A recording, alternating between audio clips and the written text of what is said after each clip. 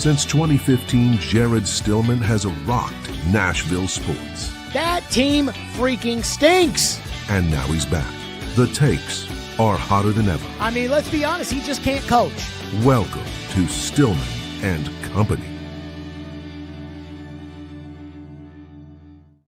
Stillman and Company on the 440 Sports Network, presented by Hiller Plumbing, Heating, Cooling, and Electrical. Breaking news today. The Nashville Predators have hired Chris MacFarland as their president of hockey operations and general manager. So the great general manager search, which began when Barry Trotz announced on Super Bowl Monday that he was going to eventually retire and step down from the position, has commenced. And it's now finished. And we now know who it's going to be. And I have got a lot of thoughts. Plus, Gentry Estes, the columnist from the Tennessean, will join us at 2:35. And what we'll do is we'll take all of my thoughts and we'll ask Gentry if he believes the same thing or if he thinks I'm out of my mind and crazy and whatever have you. So we're going to get right into it. Again, today was supposed to be an off day for me. Again, we're going down to 3 pods a week. But what did I say? And what have I always said about this show? When there is breaking news, we are on it. So I said, hey, we'll be back on Wednesday, unless the Predators hire a general manager. And here we are with a general manager. First, I want to tell you about our presenting sponsor. That's Hiller Plumbing, Heating, Cooling, and Electrical. And guess what? Hiller Plumbing, Heating, Cooling, and Electrical is a proud supporter of the Nashville Predators. And Hiller has been taking care of my home for years. I bought my first home in 2018. When I did, Hiller and I got together, and I have never looked back. They are fabulous. And again, they've got a satisfaction. 100% happy you'll be, or the service is free. And when you have an issue, Hiller will find a way to make it right. I know this again because I've been using Hiller at my home for years and years and years and years. I absolutely love them. That is Hiller Plumbing, Heating, Cooling, and Electrical, the presenting sponsor of this program, proud supporters of the Preds, the Vols, and Vandy. That's Hiller. Call the Happy Face Truck today. Okay, I do want to hit just a couple of thoughts here off the top as we get into the big story. Again, the Predators have hired Chris MacFarland as their new general manager. One person said, no football talk? I mean, they just hired a general manager.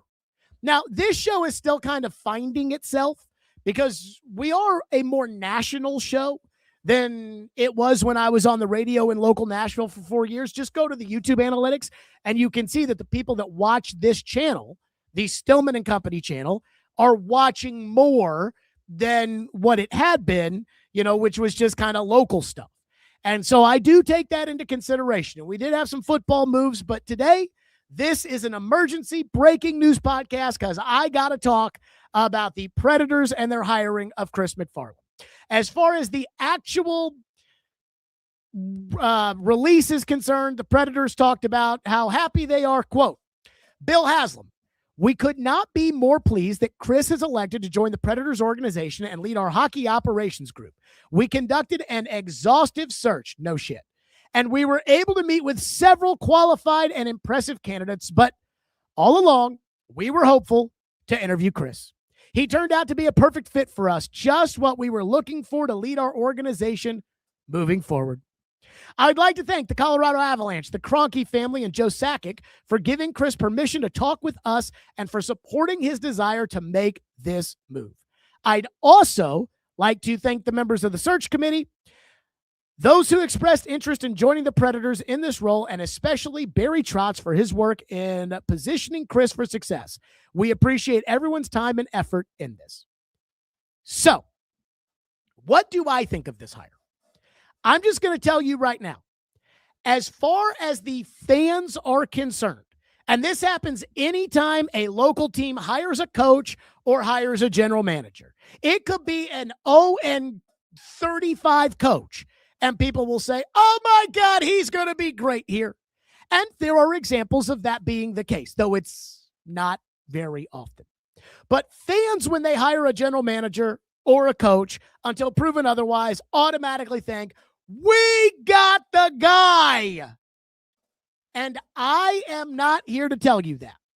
I cannot sit here today because Apparently, Chris MacFarland has been talked about a lot by a lot of teams. Colorado has apparently valued him very significantly. He turned down, reportedly, the Anaheim Ducks general manager job a couple years ago.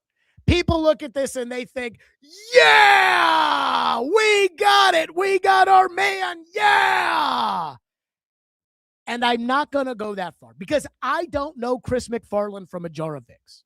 And unless you're in that building working with him every day, there's no way to know what kind of guy he actually is. How much of the how much of the Colorado Avalanche's success with MacKinnon and Makar and Landeskog and their one cup and their President's trophies, how much of that is because of Chris MacFarland?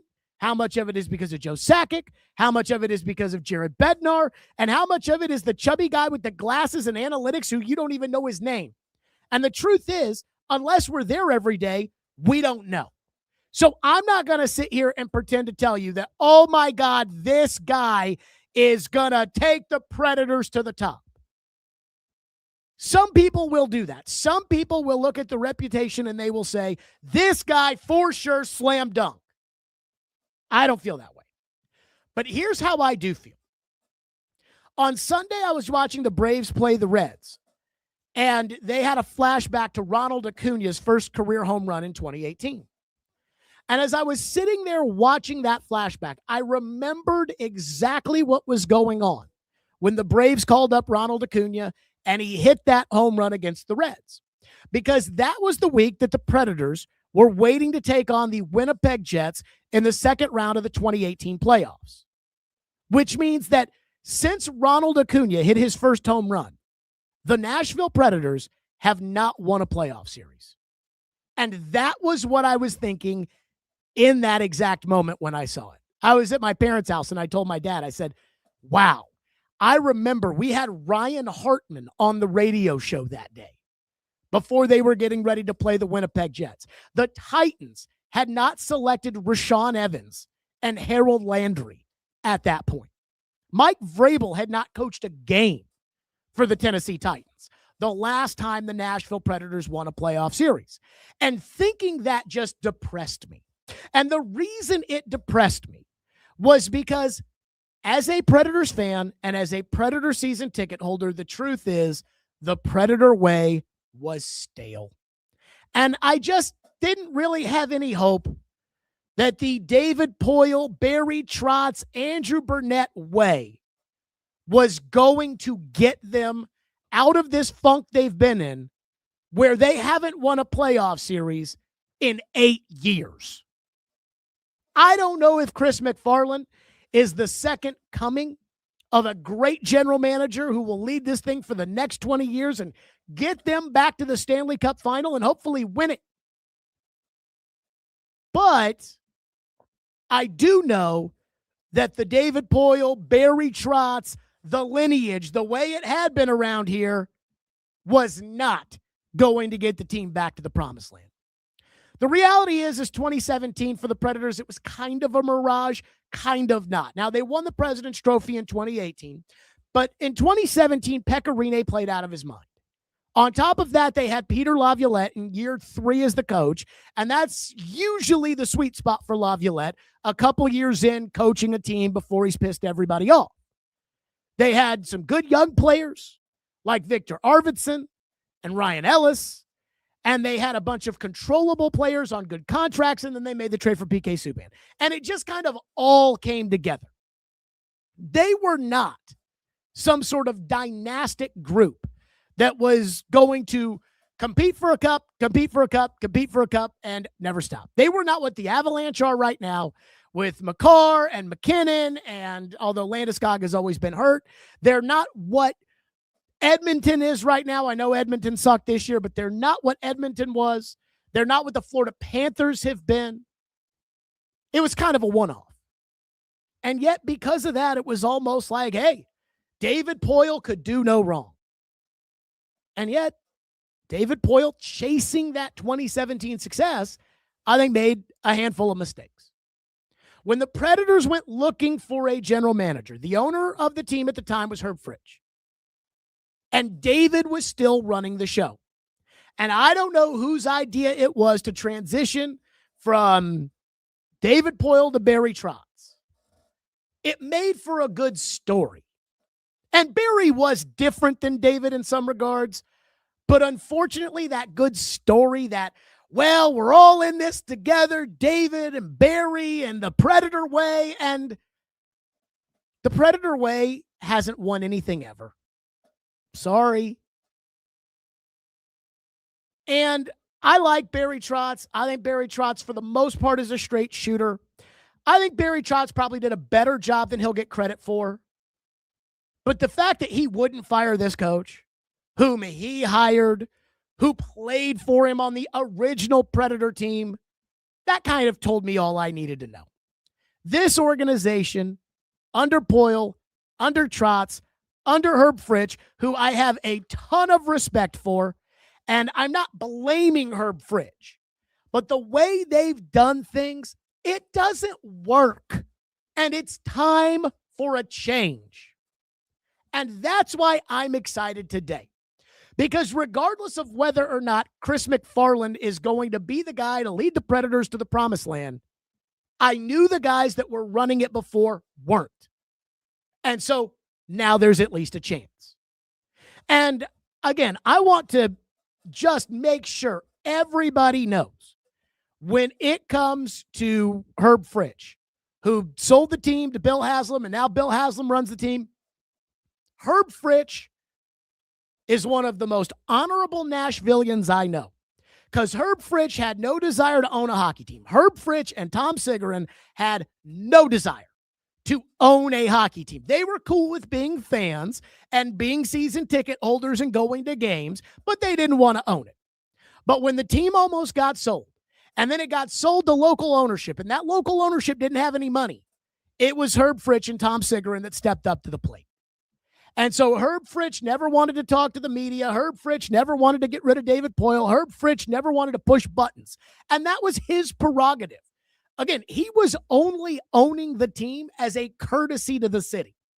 And he picked out Bill Haslam, and he told me straight up that when he decided to make the move to Bill Haslam, that was as much estate planning as anything else. And now we got to see Bill Haslam running the Predators. It's one thing for Bill Haslam to take over the job and to inherit it with Barry Trotz, and it's another thing to add in Nick Saban in some sort of role to the team that we weren't totally sure what it was going to be, but we didn't know until today how Bill Haslam was going to run this operation. And as a Predators fan, I am incredibly encouraged, and I'll tell you why. Because it is clear that the Predators did a ton of work on the general manager search.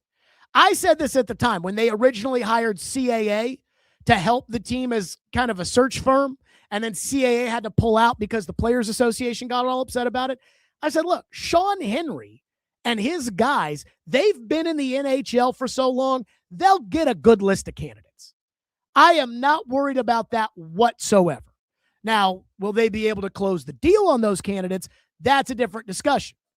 But Sean Henry has enough connections in the league and has been doing this long enough that I know he's going to get them a good enough list. And then it comes down to Bill Haslam, and I think the second most important person in the room, Nick Saban. Now, I was totally in favor of the Predators going all in with Nick Saban as an owner and having Nick Saban a part of the discussion. Because I worked with Floyd, and even though Floyd would sometimes call the puck a ball or he'd say home field ice, I believe Floyd really saw some of the issues and the good things when it came to the hockey team, talking about it on a daily basis. And since Nick and Floyd were football contemporaries, just ask Nick, I have comfort that Nick Saban has an idea of how a team should be run or what are the important questions to be asked. But you never know until somebody has to make that decision or make that move, whether or not they're any good, which takes me back to Bill Haslam. It is clear they did a ton of work, a ton, when it came to deciding who they wanted to be the general manager. Unlike before, when it is, Well, we've had David Poyle for 25 years, and now let's put in Barry Trotz. Let's go get David Jr. This time, they said, let's look around the entire league. And they did. And Chris MacFarland is a guy who the Colorado Avalanche at least had enough respect for that they promoted him into the general manager position, even though he really wasn't the general manager in Colorado. They promoted him into the general manager position to keep him from becoming a general manager in Anaheim. Obviously, they didn't value him enough to keep him over Joe Sakic, because at the end of the day, he is now becoming the shot caller, which is why he has the president of hockey operations title. We'll get into the title and all of that in a second. But it is obvious that the Predators, based on how they went about their search, had a plan in place, and this is who they wanted. So Vegas eliminates Colorado, and now all of a sudden you can talk to Chris MacFarland. You have to work with the Avalanche, which I think is a terrible rule in hockey the way they do this, but it is what it is. You have to work with the Avalanche in order to be able to sit down with Chris MacFarland. You sit down with Chris MacFarland, you meet with him last night, and you seal the deal today. And again, this is a guy who has been offered a general manager position before and turned it down. That means Bill Haslam identified a target and he locked it up. Now, that doesn't mean that he's going to be good, because we've seen that where you get your first choice and you think it's a slam dunk and it's not. And we've seen coaching searches that are total clown shows that end up with Alabama hiring Nick Saban. So anything's possible here. He might suck. I'm going to be honest with you on that.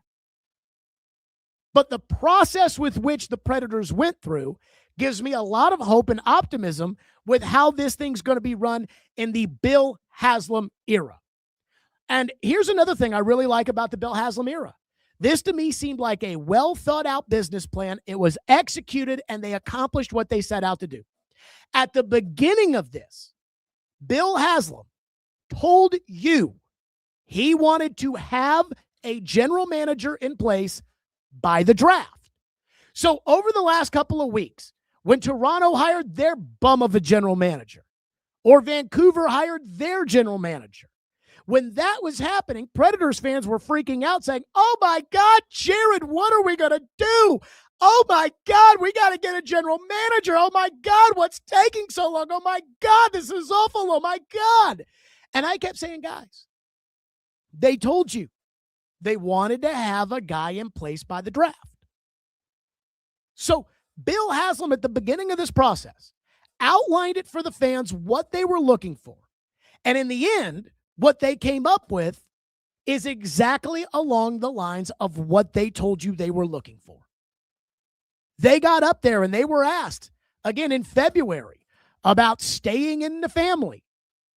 They said, we're not going to limit ourselves to that or not limit ourselves to that. He was asked, when do you want to have a guy in place? He said, I'd like to have a guy in place by the draft. He fairly set expectations for the fan base, and then they executed what I think is a very good plan in order to hire somebody who may be a terrible general manager, may be a great general manager, but was well wanted across the NHL. Now, the title. For some reason, I don't understand why fans and media have such a hard time with the semantics of titles inside of an organization. But I've been dealing with the Titan situation for the last couple of years, and the Titan situation seemed to change every single day based upon whatever bullshit they wanted you to believe in that given moment.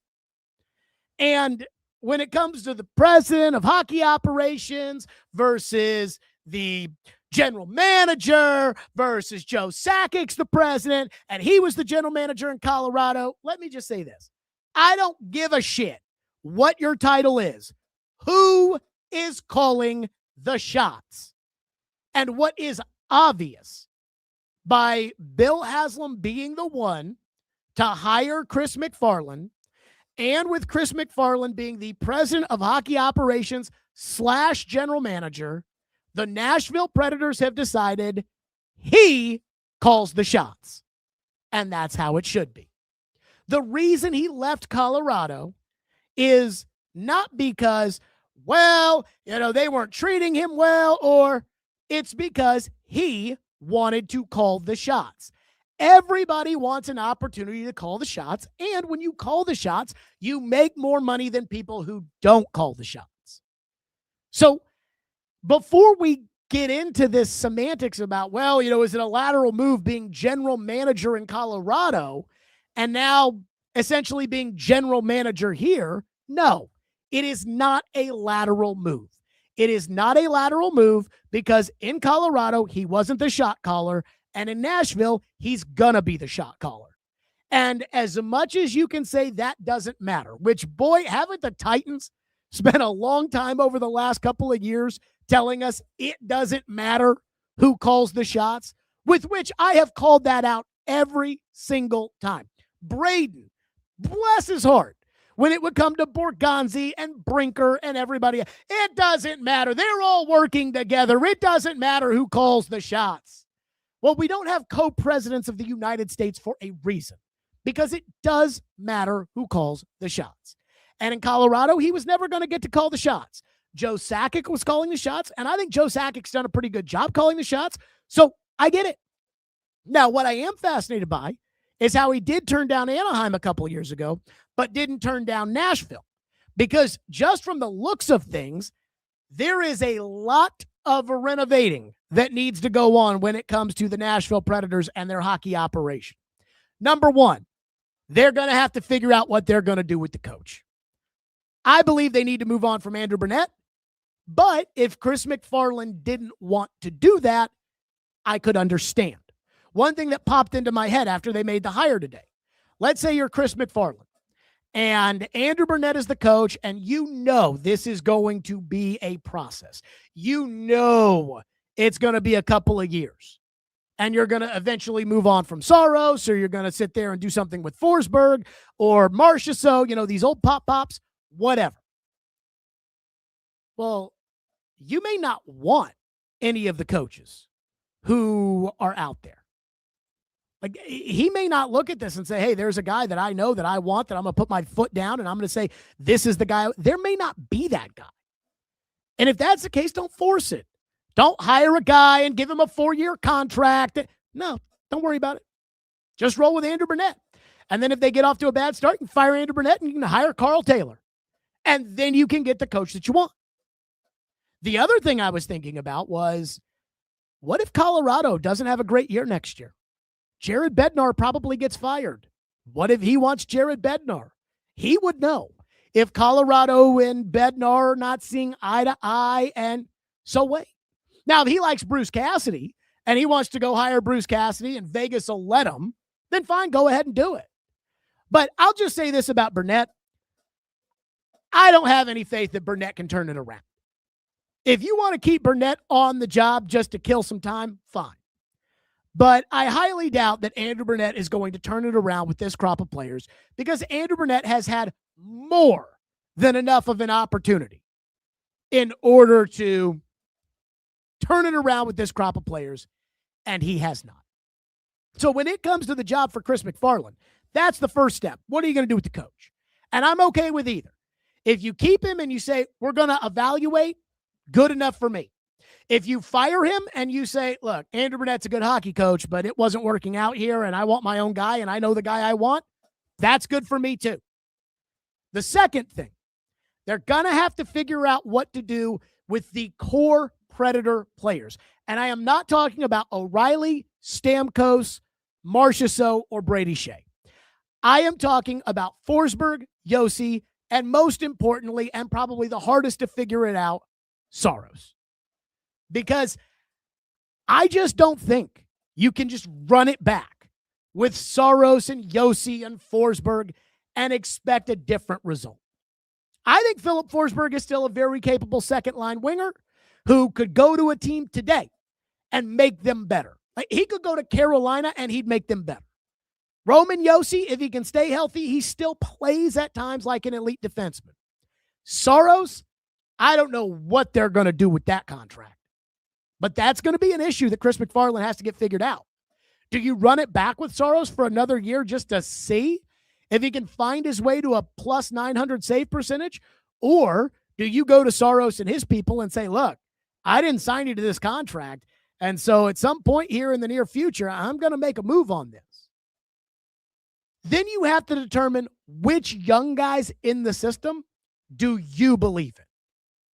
Barry Trotz told me straight up, and I don't know if this was on the air or off the air, but Barry Trotz told me he knows he didn't miss on Tanner Molendyk and Igor Surin. Does Chris MacFarland think that? And if you're Chris MacFarland and you don't like those guys, then you need to move them while they still have some prospect juice. Which of these young guys, from Brady Martin to Andrew Gibson to Teddy Stiga, Cam Reed, Riker Lee, of that group, who do you like and who did you not like? Who's out there who you scouted when you were in Colorado that you thought, oh, God, if we could just get our hands on that guy? Who does Colorado have that perhaps you could make a deal with them in order to pick up? I don't think that Chris MacFarland thinks he's going to turn this thing around just by drafting and drafting and drafting and drafting, though the Predators do still have a bunch of draft picks, and they may be able to draft some core pieces down the road. My guess is he's been given some sort of carte blanche when it comes to Saros or Forsberg or Yossi or whomever, to be able to at least approach them and talk about doing something with those contracts and doing something with their no movement clauses. I mean, if Chris MacFarland gets up there tomorrow morning and he says this is going to be a 5-year rebuild, folks, then I have a feeling that Yossi and Forsberg and Stamkos and Marchessault would then sit down with him and say, we'd like to go somewhere else. So I know that there is a lot of work that has to be done. I think what you're going to see tomorrow when they meet with the media is a lot of glazing about the position that Barry Trotz left the franchise in. And I won't totally agree with all of that. In fact, I won't agree with most of it because I think you're handcuffed by the goalie contract. But that's where we sit today. Again, the reason he took the job, he's the shot caller. President of hockey operations, gentlemen, I don't give a shit. In fact, if I became the king of sports, where I could just unilaterally decide things for each, I would say football, basketball, baseball, hockey. I don't care who the general manager is. I don't care who the president of football operations is or hockey operations or basketball operations. I don't care. Each team has to designate somebody as the shot caller. And then you make him the general manager. And that the general manager for every single one of these sports is the shot caller. So there is no president of baseball operations. It's just the shot caller. And that's what he is. So, I like it. I have no idea if this guy's going to be any good. I have no idea if this guy's going to win you a Stanley Cup. But I like it. And I like it because, once again, it's an out-of-the-box, out-of-the-family hire. The Predators had a plan for how they wanted to go about this, and they executed it. They did their interviews. They did their research. They got the guy they clearly wanted.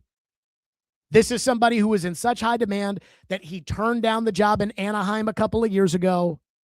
He may be a good general manager. He may be Rand Carthon. I don't know. But they executed a plan. They set fair expectations for the fans.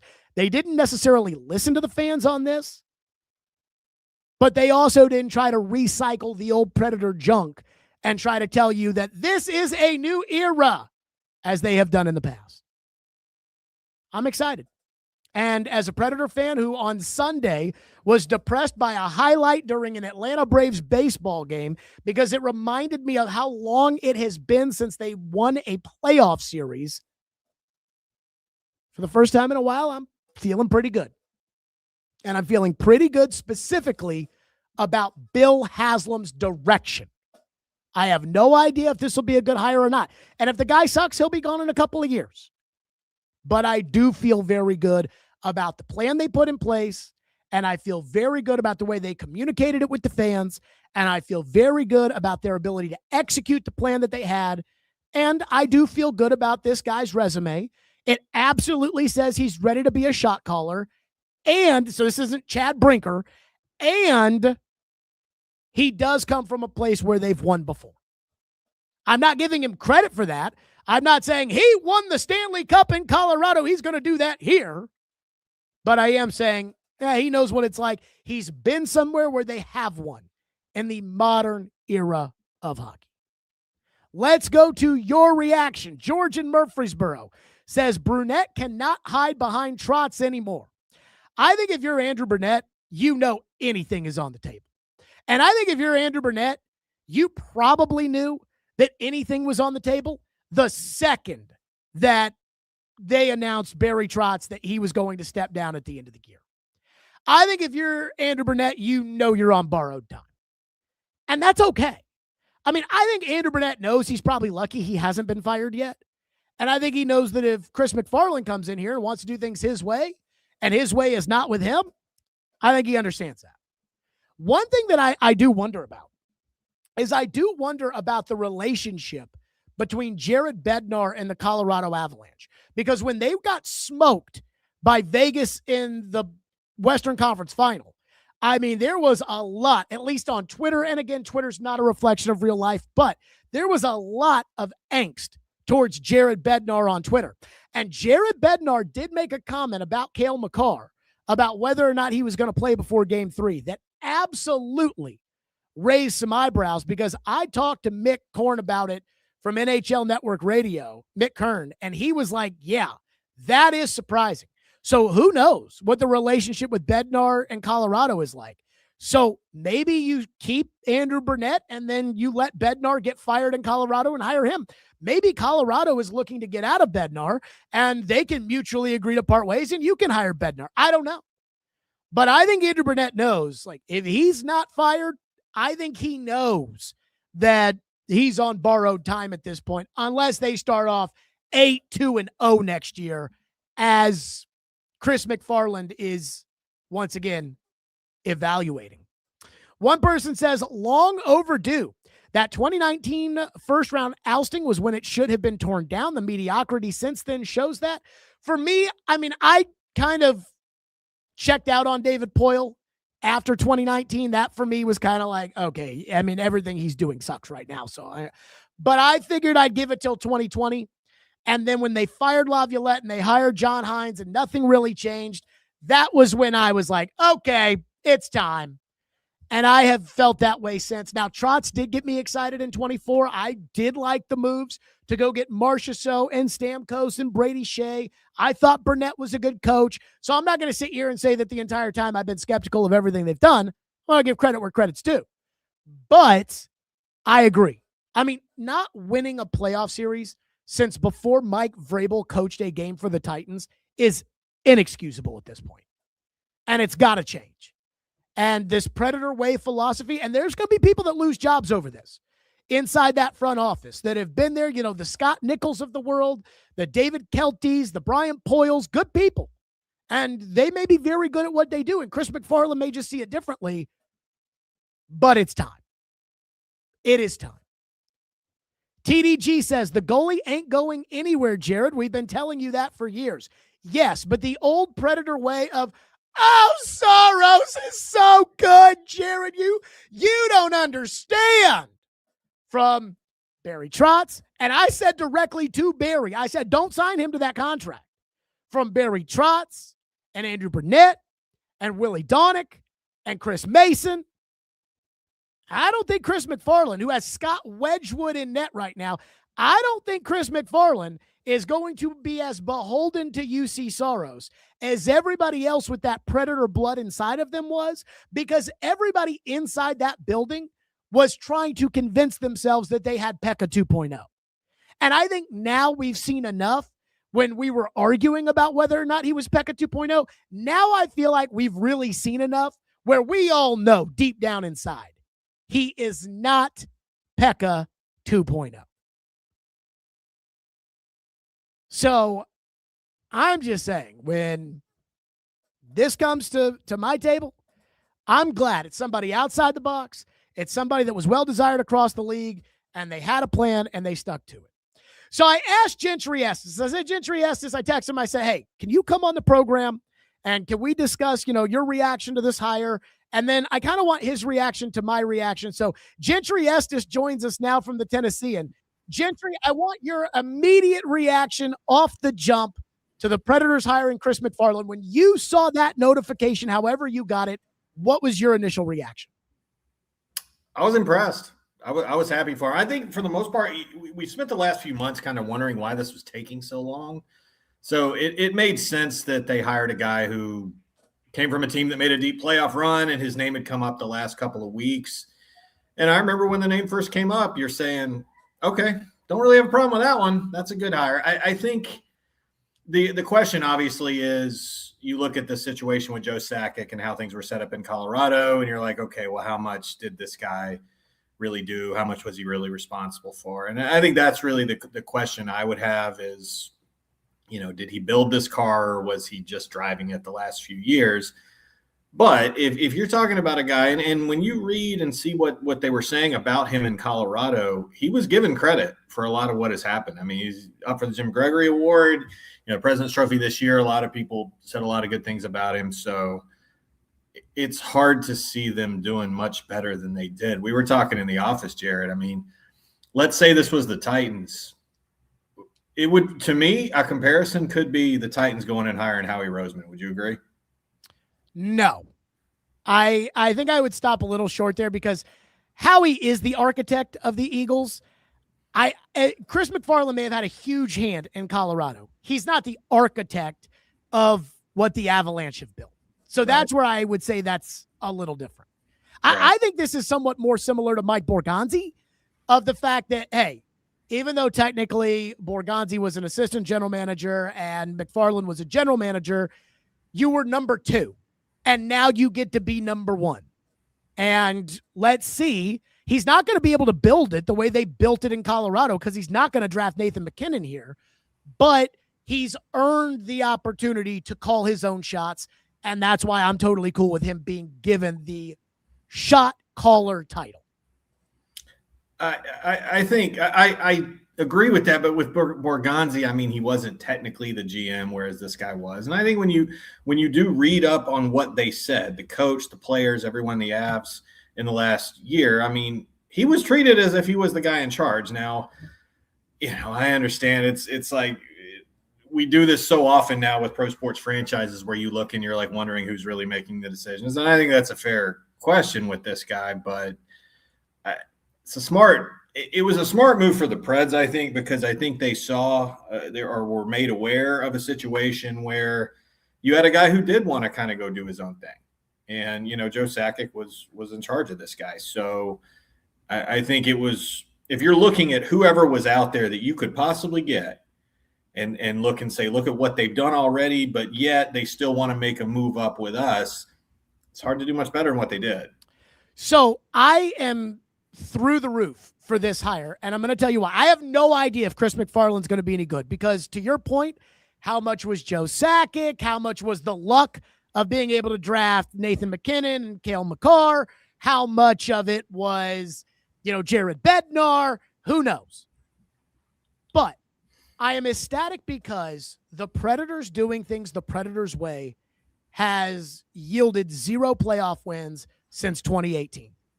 And to me, it's time for some new blood, a new way of thinking, a new approach, a new everything. And I say that with all due respect to David and Barry and everybody else that's already over there. Unlike in the past where they've tried to sell the warm fuzzies of the way they do things actually being successful, I feel like this is them saying, okay, it's time for us to get caught up to speed with how hockey operations are run in the 21st century. And so that in and of itself makes me happy. What do you make of that? The fact that this is new air, new breath, new blood. I think so. I think it's also a statement by Bill Haslam. I think his ownership was already a sign that maybe they were going to start going in that direction. And I feel like this was a statement by him. I think as a new owner, he's a statement across the NHL. that's going to raise a lot of eyebrows. But I think even more so, like you said, I think it was a statement for the fans in Smashville. Locally, I think there was a sense that everyone was kind of deep down bracing for that the next whoever was the familiar hire that was well versed in the Predators' way. You'd heard that wasn't where they were going to go with this, but yet it's dragging on, and you're like, you talk about the guy from New Jersey, and some of the other candidates from Indy. The whole time I was kind of joking that like, oh, we're going to go through all this, we're going to hear all these names, and then they're going to hire Jeff Kelty. Like, it would have really shocked anyone if it had fallen that way, only because that's how the Preds have kind of always done things, like you're saying. So I think this to me was a splash. It was a splashy hire by the Preds, a franchise that really hasn't done a whole lot of that. And I think the fan base will respond really well to that, only because it is so different from what you're saying. And it is new blood, and it is what they needed. Now, it does bring to mind a lot of big questions and things that you've been getting into, which is the players themselves were told at the end of the season, no rebuild, no big changes. It's not going to be that different. Yeah, Steven Stamkos saying that. Forsberg said that. O'Reilly said that. These guys went into the offseason thinking that there wasn't going to be some huge shakeup and there wasn't going to be some tear it down moment. I still don't think there's going to be, because I just don't think the Preds want to do that.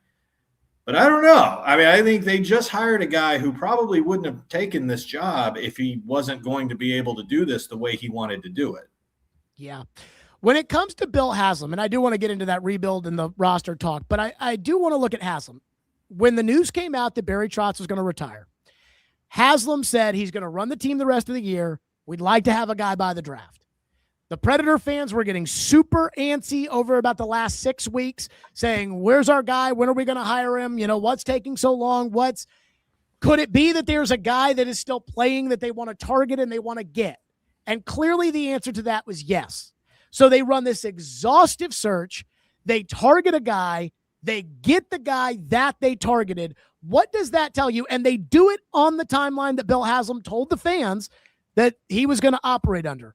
What does that tell you? Even if this guy is a terrible general manager, what does it tell you about Bill Haslam's ownership style or ownership ability? It tells me that he was patient in getting the guy he wanted. I think there's a lot of people that would have gone ahead and made a hire regardless of who was still in the playoffs, because Colorado could still be playing, Jared. They could very easily be in the final. And I think it was, I guess, a bit of a gamble to wait, but who knows? I mean, they probably had a sense that this was going to work out, so I wouldn't call it, necessarily a risk, but you are waiting where everybody else is making hires.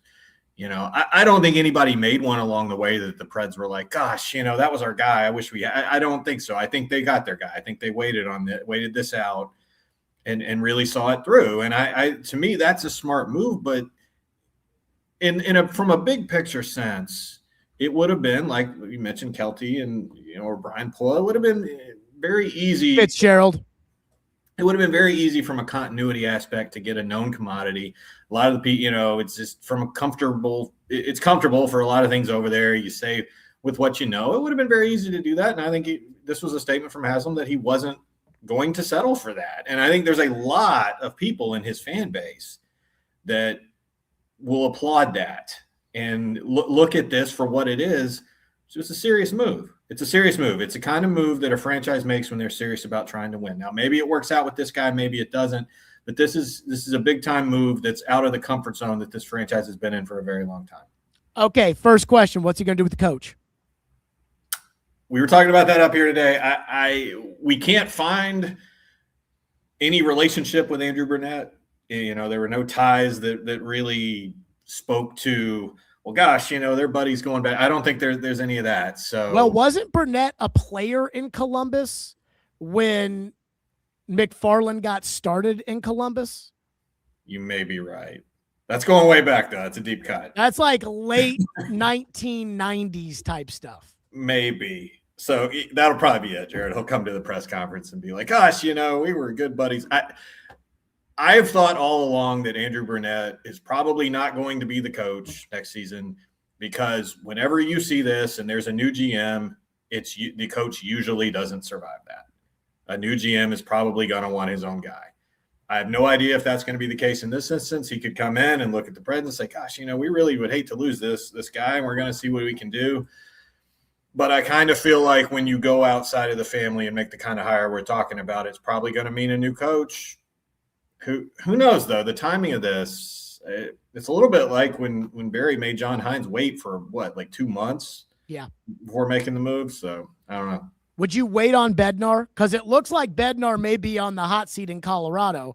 I think Bednar's a good coach. That doesn't mean he couldn't have lost the room. And he and Cale Makar kind of had a little, he made a comment about Cale Makar will get back in there when he feels like playing again, or something that a lot of people, I think, were very surprised by during the playoff series. Would you, if you thought you could wait on Bednar, would you do that? Or would you just try to go get the best coach that you can get right now and move on from Burnett? If the relationship between these two, and it sounds like they are, I mean, if you read what Bednar has said about his GM and when he was nominated for the award and everything, I think there seems to be a good relationship there. So, yeah, I mean, I think if he's available, but something's off in Colorado. I thought that before. I mean, it's just weird the way everything kind of fell. It's like, why would this coach be on the hot seat when they've won so much? And it's like, you get swayed. The way the playoffs ended for him was so disappointing for how good that team was. I know they had injuries and some other stuff going on, but I mean, all I know is I've watched a playoff series in person with Bednar, and he did pretty well. The Preds didn't win a game against him. Series I saw. So I think he's probably a good hire if you can get him. Okay, what do you think is going to happen with the core of this team? Saros, Josi, Forsberg, Stamkos, Marchessault, Brady Shea. What do you think is going to happen with them? I just think there's so much of this. There's only so much that a new GM is going to be able to do with some of these contracts right away. The no trade clauses, things like that. I mean, you're probably stuck with this for at least a couple more years. Maybe you can finagle a move here or there. To me, as you were saying, I think the big one's Saros. That's the one that has more teeth to it long term and what it could really hamstring you from doing. I think that was the worst move that Barry Trotz made. I feel like that's the one that I think needs to be addressed from the standpoint of that could be a problem 3, 4, 5 years down the road. I think if you keep Ryan O'Reilly and Steven Stamkos maybe for another year or two, and I know they could probably move O'Reilly, but Stamkos and some of these others, you're probably stuck with this for a couple of years. And one thing that I think Barry got trapped into in this job was the idea of we still had a window because of Josi, Forsberg, some of these guys who are now getting into their 30s. And I think he felt some pressure to try to win now with this group while also trying to appease the future with the draft picks. And he kept a foot in both camps, and it didn't work. So I do wonder if a new GM is going to look at this and say, well, gosh, we still got Stamkos and Forsberg and Josi and all these guys in their 30s. We could win right now. I mean, I personally wouldn't do that. I think it's probably time to move toward to the future. But I think contractually there are a few things you're probably going to be stuck with the first couple of years where I haven't thought the Preds are going to be very good. I think they're a descending team. I felt like it was going to get worse before it gets better because they're getting older and you still that next generation isn't ready yet. So I don't know. How do you bridge that gap? Do you feel like you're good enough? Because Barry Trotz thought you were, and that's why he went and signed Jonathan Marchessault and Stamkos and did what he did. I think what I would do is I would basically just say, all right, I'm going to let you guys get out there to start the season. I mean, I would try to get rid of Saros. And if I can get rid of Saros, I'm getting rid of Saros. And I would go to those players with the no movement clauses, and I would be like, guys, you guys can do whatever you want, but we're probably going to be moving in a different direction here at some point. Specifically with Saros, what I would say is tell us where you want to go.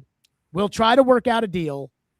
But if you don't, and you're like, I'm not going to waive my no movement clause, you're probably going to be on the bench for a lot of the season unless you play your ass off.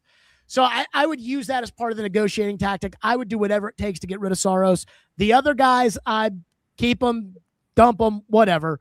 But that's the way I'd look at it. I guess what I'd say is I would just tell all the old guys, like, you guys have had an opportunity, and I'm going to keep putting you out there, but I'm not going to keep giving you guys opportunities if we keep losing when I can give somebody else opportunities. And so you may be up in the press box in a suit, and I think a lot of those guys may not like that. But I don't know. And I don't know what he said to Bill Haslam, because surely that came up in these discussions. Well, all I want is for it to be proactive as opposed to reactive. It seems like every year with the Preds, we were sitting there waiting for the trade deadline, and it hinged on one game. It's like 1 week. Like, oh, it's a big game for the Preds tonight if they win. Whether or not you move on from Ryan O'Reilly and you make major decisions for the franchise future should not hinge on whether or not you beat the Bruins tonight.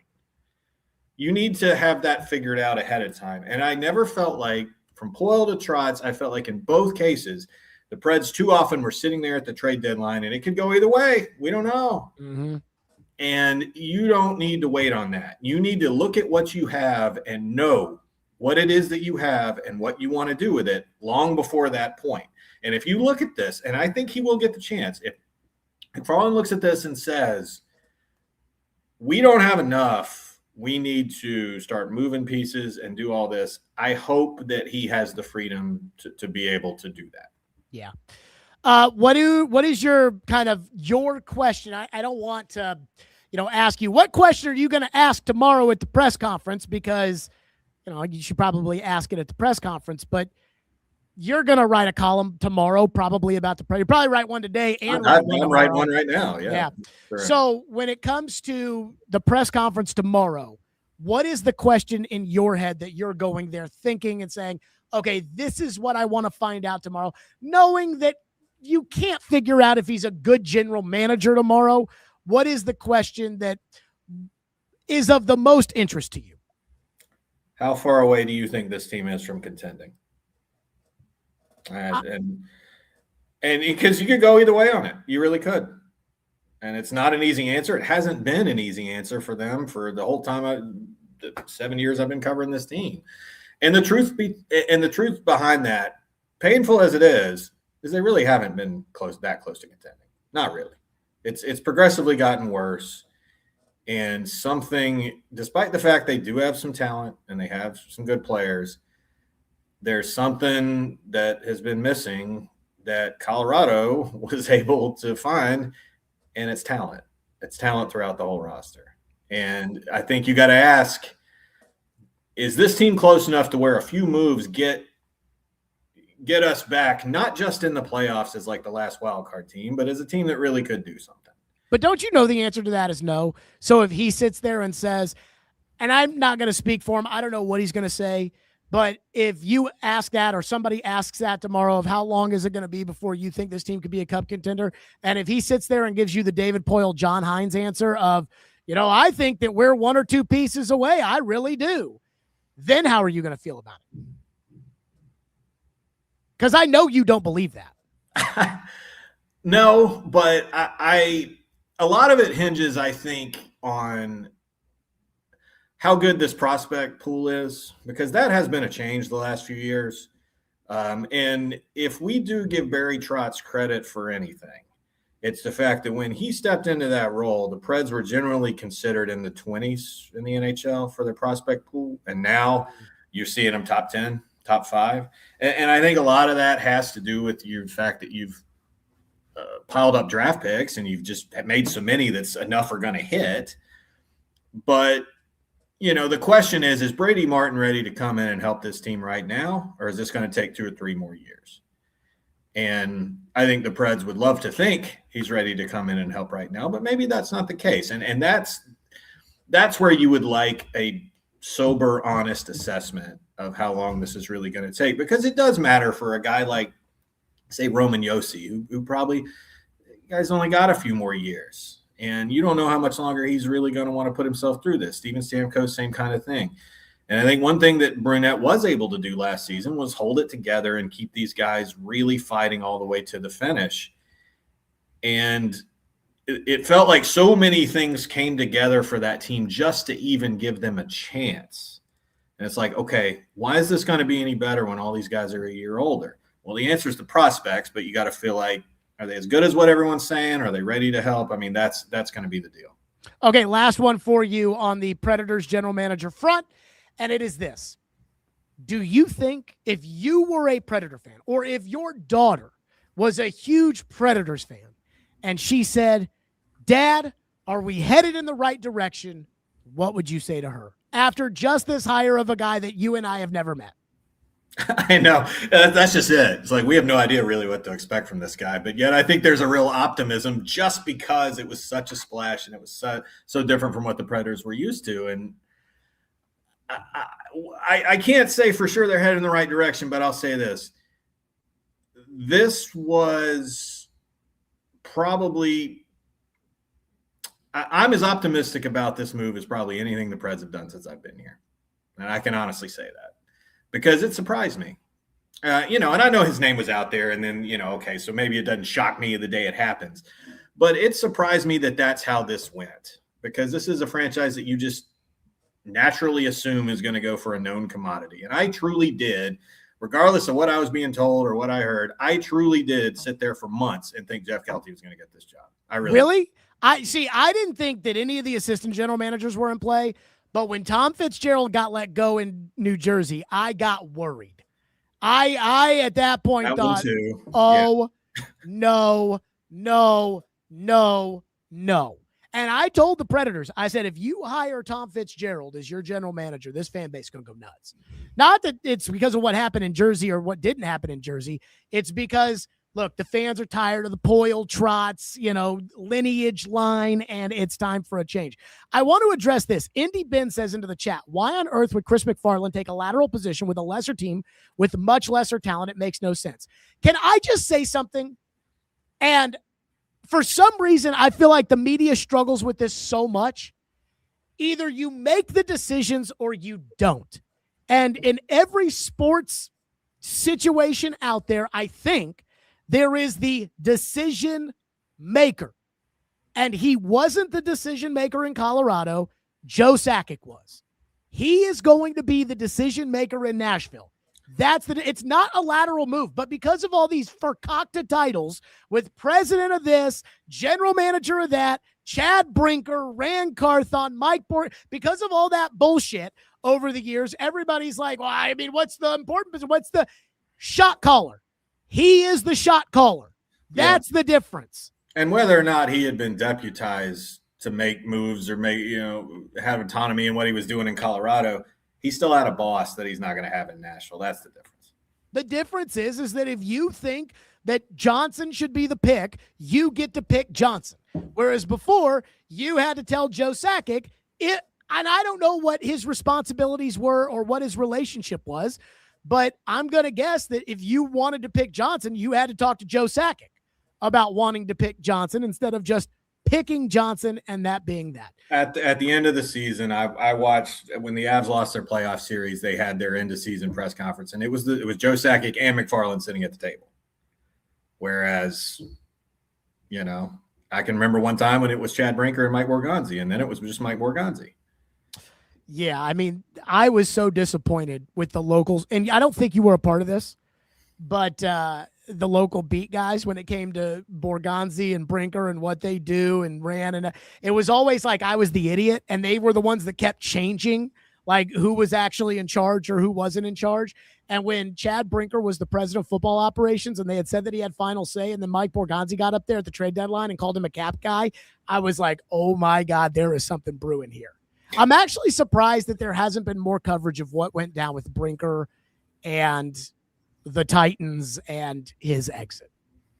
I love it. I just dangled the bait right out there, and there you go. Well, where are you writing about this?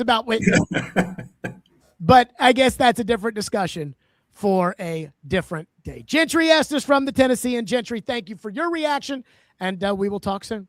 You bet. Take care, man. Yep, Gentry Estes joining us on the program today. And again, I was not supposed to work today. We're dropping down to 3 pods a week from 5. And then when the football season starts and we do the post-game show, we'll be at 6. So I was sitting there about, hey, I was taking my day off, was getting my car taken care of, and then all of a sudden I saw that the Predators hired Chris MacFarland as the new general manager. And I just want to say this as well. First of all, his title's technically president of hockey operations / general manager. He's the general manager. He's the decision maker. He's the player picker. He's the shot caller, whatever you want to call it. This does feel like a great new era. And it does feel like the Predators get it, because they could have hired Tom Fitzgerald and try to sell the warm fuzzies of Predator lineage from David Poyle to Barry Trotz to the first captain, Tom Fitzgerald, and they didn't do that. And it's the same as with their TV deal. They could have put it all behind a paywall. They could have tried to make something work with the company that owned FanDuel or done something, and they didn't. They spent years trying to find free over-the-air television so that they could put their games on TV. I think they get it. Now, that doesn't mean that they hired the right guy, because nobody who wasn't in Colorado knows what Chris MacFarland did or how many moves were engineered by him that worked and how many didn't. But on the surface, it feels like an organization that has some sort of direction. And that I'm thankful for. That's going to do it for us. Like and subscribe. Tell your friends. Of course, once again, we're going to drop the 3 pods a week. So we'll be back later this week. Like and subscribe. Tell your friends. Stillman and Company on the 440 Sports Network, presented by Hiller Plumbing, Heating, Cooling, and Electrical.